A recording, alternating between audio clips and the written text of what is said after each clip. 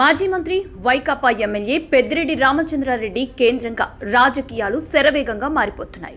ఆయన అటవీ భూములను ఆక్రమించారని, రెవెన్యూ దస్త్రాలను దగ్ధం చేశారని, గనుల్లో అవినీతికి అక్రమాలకు పాల్పడ్డారని ప్రముఖ దినపత్రిక ఈనాడు పుంకానుపుంకాలుగా వార్తలు రాస్తోంది. మరోవైపు ఆయన అధికారంలో ఉన్నప్పుడు తమపై దాడులు చేశారని, ఆయన అక్రమాలన్నీ ఇన్ని కావని పుంగనూరుకు చెందిన టీడీపీ కార్యకర్తలు తెలుగుదేశం పార్టీ కార్యాలయంలో ఫిర్యాదుల మీద ఫిర్యాదులు చేస్తున్నారు. అయితే ఆయనపై ఎన్ని ఫిర్యాదులు, ఆరోపణలు వచ్చినా ముఖ్యమంత్రి చంద్రబాబు నాయుడు ఆయనపై చర్యలు తీసుకోవడానికి సంసిద్ధంగా లేరు.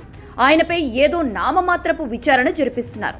వందల కొద్దీ అటవీ భూములను పెద్దిరెడ్డి, ఆయన కుటుంబం కొట్టేస్తే అటు కేంద్ర అటవీ శాఖ కూడా స్పందించటం లేదు. ఇటు రాష్ట్ర ప్రభుత్వం కూడా స్పందించాల్సిన రీతిలో స్పందించటం లేదు.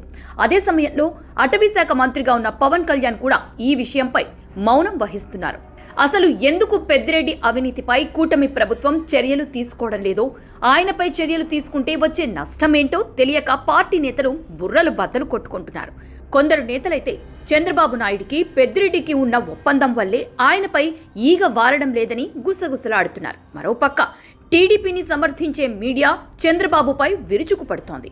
ఆయనపై ఎందుకు చర్యలు తీసుకోవడం లేదు, టీడీపీ ప్రతిపక్షంలో ఉన్నప్పుడు ఆయన చేసిన అరాచకాలను చంద్రబాబు మరిచిపోయారా, ఇలా అయితే ఎలా అంటూ కొందరు, మరికొందరైతే ఆయన ఇచ్చిన సొమ్ములకు ఆశపడి ఆయన్ను వదిలేశారని విమర్శలు గుప్పిస్తున్నారు. స్వయంగా చంద్రబాబును వేధించినా ఆయనపై చర్యలు ఉండవా, ఎందుకు ఈ విధంగా జరుగుతోందని ప్రతి ఒక్కరూ ప్రశ్నించుకుంటున్నారు. అయితే చంద్రబాబు ఆయనపై చర్యలు తీసుకుంటే ఆయన బీజేపీలోకి వెళతారని, అందుకే ఆయనకి బీజేపీ రక్షణ లేకుండా చేయటానికే వ్యూహాత్మకంగా చంద్రబాబు వ్యవహరిస్తున్నారని కొందరు అంటున్నారు.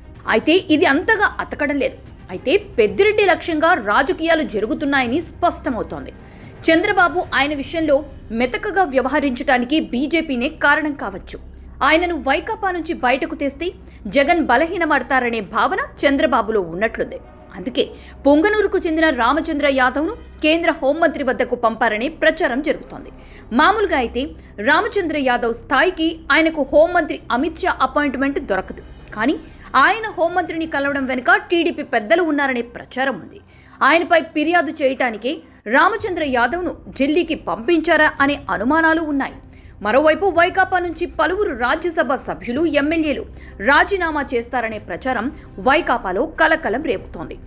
వారంతా మూకుమ్మడిగా పెద్దిరెడ్డి నాయకత్వంలో బయటికి వస్తారని, దాంతో జగన్ పని అయిపోతుందనే అంచనాలతోనే పెద్దిరెడ్డిపై చర్యలు లేవని మరికొందరు అంచనా వేస్తున్నారు.